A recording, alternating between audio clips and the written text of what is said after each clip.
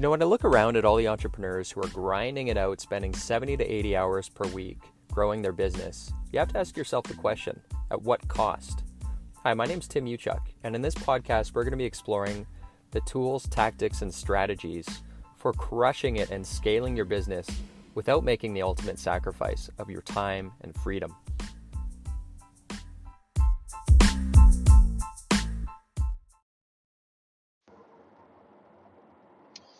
Hey, what's up, guys? Tim here on a beautiful Friday afternoon. It's actually not afternoon, it's quarter to noon. We just got out of our Friday coaching call, and I'm on my way to, this is embarrassing, but I'm just now getting our boat winterized, and it's January, believe it or not.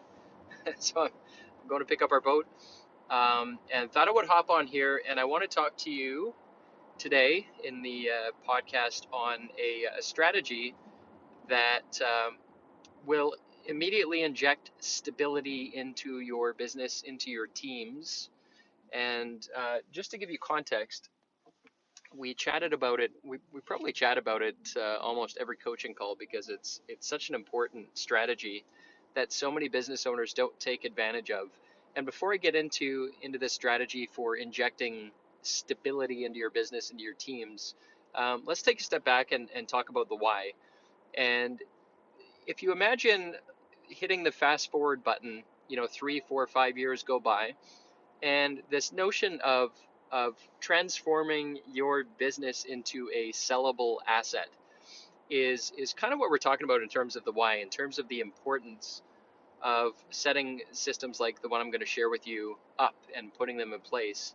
Is let's talk about a sellable asset, and let's imagine, the time comes in 5, 6, 7, 10, 20 years where you want to have the option on the table to sell your business. And the question is, what are you selling? What is this entity that you call your business worth?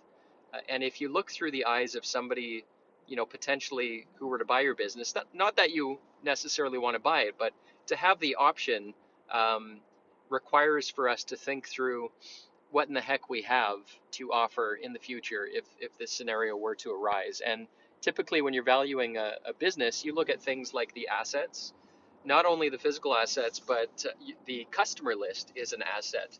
Any contracts, recurring contracts in terms of your receivables um, are assets as well, right? Your team, your culture, there's some blue sky potentially with your culture and, the recognition of your brand, etc., your market share, etc., etc., right? So when you're having a conversation, and pretend you're having this conversation in, years into the future, and you're describing to them, what your business is worth and why it's worth that, you want to be able to hand over something that's a well-oiled machine, ultimately, because that's going to lead to, more blue sky. It's going to lead to a higher multiplier in terms of how you value your business. And ultimately, the benefits of having a quote unquote sellable asset is it's going to be easy for you to run and operate, in which case there might not even be a necessity to even think about selling it, because if you enjoy it and it generates an income and profits for you, then you've got a good thing on your hands regardless, either way. So this is what we want to set up. I'm going to talk about a strategy which is known as leader standard work, LSW. And what in the heck is leader standard work? And I'm going to start with an analogy so that you can wrap your head around this. And let's talk about what are the assets in your business in this future conversation, which would be all of your standards, all of your tribal knowledge, how you do things, how you turn strangers into clients, how you deliver your product or your service. All of your standard operating procedures would be that would be your tribal knowledge. This would be one of those things that you would be handing over, which is your business system essentially, right? And so here's the gap where most people fall short, and they don't recognize is most people will tell you have to set up your SOPs, your processes, so that you can, number one, have a single source of truth. Everybody agrees this is how we do all the activities within our business, you have a single source of truth. Um, but also you have an asset that you in the future you can say here's how we run our business, right? And you can point to something that's not just in your head. Now, where most people fall short is they document, and oftentimes they'll create something like a big binder, a big SOP binder. They'll be proud of it, and then they'll find in a couple months that it's gathering dust and nobody's paying attention to it. Most of the SOPs are now stale, and they're out of date, they're obsolete, and geez, we put in all this work and we don't have a lot to show for it now. So leader standard work is, if you think about when you buy a car, for example, think about a car the manufacturer, if it's a Ford or a Tesla, whatever the vehicle is, they build this thing and you buy it off the lot, but now you have to maintain and sustain it so that your asset is taken care of in the long run, right? So there's kind of a two-phase process in that example where the first phase is the manufacturer builds the car and you acquire it. The second phase is you now have to maintain and sustain it. And the same is true for your SOPs, in that documenting them is one thing, but how do we make sure that they're maintained and they're actually followed and people are compliant to them in the long run, right? So there's this piece of sustaining them and ensuring that your team is compliant to them, if that makes sense, right? So you build this SOP binder and then it just sits there and nothing's done with it. So leader standard work is this is the maintain piece, kind of like with your car, you got to maintain the maintenance, the changing of the oil, rotating of the tires, etc. And so for leader standard work, it's kind of like your day-to-day operational process for running all of your systems within all the different teams in your business on a day-to-day basis. And I'll give you a couple of concrete examples of what it is and how we deploy it. And I'll start with leader standard work within the context of my truck body service business. So people come to us, they've got a damaged truck body, or one of the accessories like the tailgate is damaged, it needs some repair. And so we have processes in place for how to execute a basic repair, etc. But the day-to-day operation of that shop, we have something called leader standard work. And the leader part means that the leader of our service department has a daily list of items that he has to do every single day to make sure that things don't slip through the cracks. So we're actually we're operating the company in a healthy way. All the systems are healthy every day. So picture a checklist that is, you print it out, it's the same routine every day, and this is what they do. It's their leader standard work, and whether they're doing it or anybody else running the day-to-day operations can run through this list of things to do in a day, and the result will be a healthy day, a healthy day in the life of your operation. So what we have is, in this example, the service manager, first thing in the morning, there's the morning huddle. And in that morning huddle, they review all the jobs, who's doing what. They identify any roadblocks, any questions, get those things out of the way. If there's any parts to be ordered, they review that. So a series of checks. That's the morning huddle agenda. And then mid-morning, there's another meeting internally with the parts department, etc., to make sure that progress is being made there. And this is all reflected on this checklist. A day in the life. What does the ideal day look like for this person who is in charge of this department, right? Mid-morning, there's a check of the plan versus actual.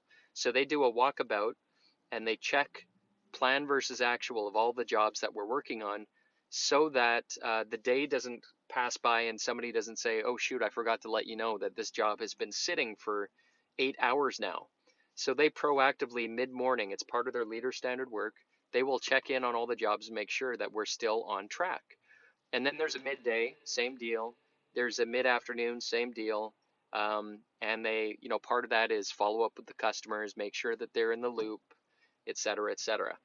So imagine the perfect day within your team, and whoever's in charge of that team listing out, first thing in the morning, what are the things that should be done on that perfect day to make sure that things don't slip through the cracks. Mid morning, at the end of the day, plan for tomorrow. So that would mean making sure that everybody is there's no vacations, etc. If there are, we've accounted for it. We've adjusted our schedule accordingly. So you're really engineering the perfect day for that team, and then you're deploying it in the form of a checklist. Now, when we first started doing this, we simply used a checklist template.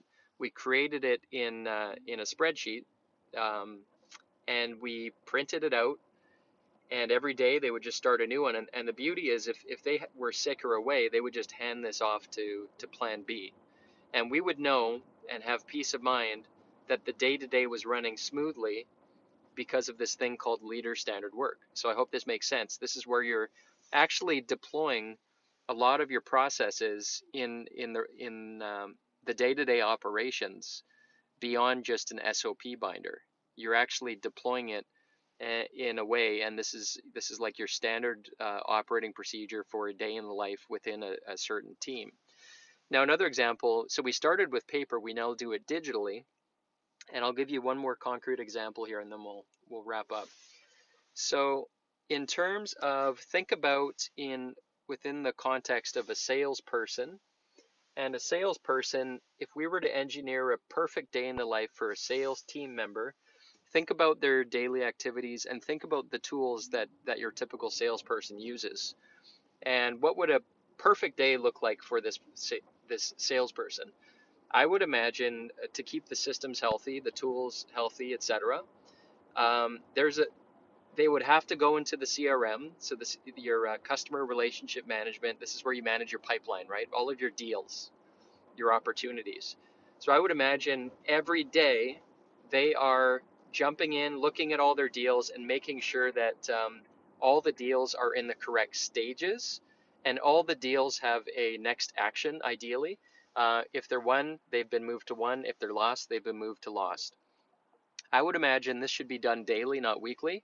If it happens weekly, then they're going to batch it and potentially forget, in which case the system that they use is going to be, it's never going to reflect reality. So a perfect day in the life for a sales team member means that they've updated all of their deals, all of their next actions, etc.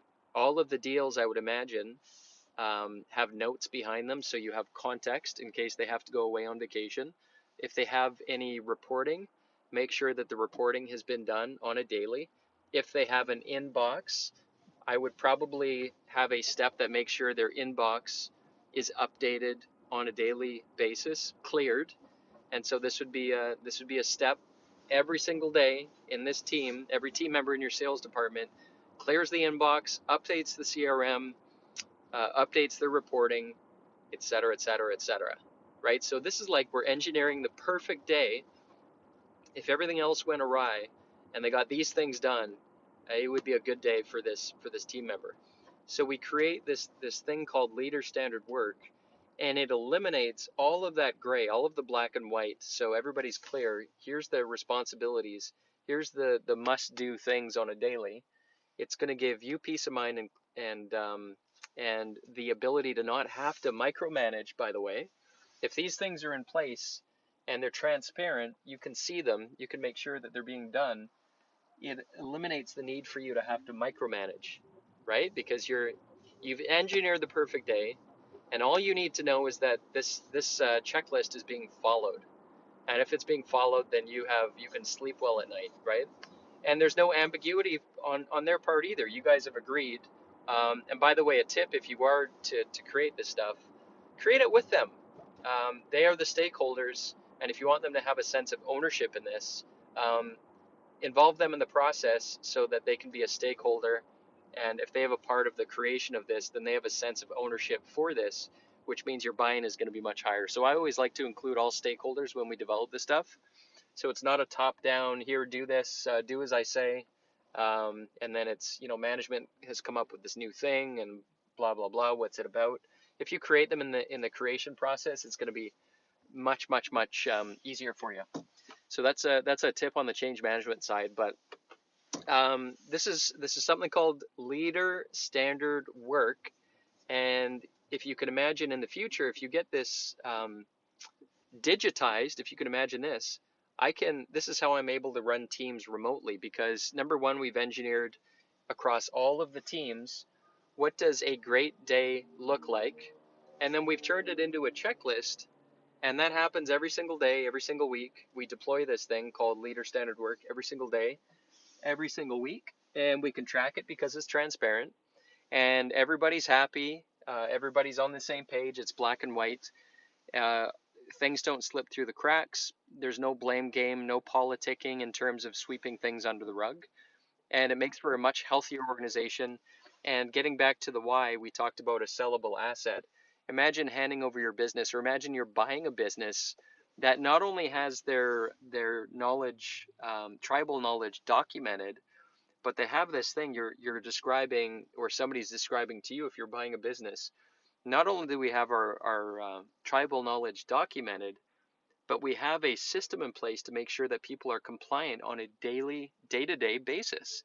So if you're wanting to check in on any aspect of our business, you'll be able to do so by just checking out this thing that we have in place, which is called Leader Standard Work. Imagine the value there, having that conversation, either if you're the buyer or the seller. Lots and lots of value there, right? It's going to lead to stability in the long run. It's going to lead to your reputation. Things aren't going to slip through the cracks, so your reputation is going to benefit as well, because the experience to your clients, if you have this stuff in place, is going to be much, much more consistent, much more reliable. And imagine the blue sky and the value when it comes to your business and your operating system from that standpoint. So anyways, I'm at the boat place here. I hope that was useful. Hope you enjoy the rest of your day whenever you're listening to this. Otherwise, I will catch you guys soon.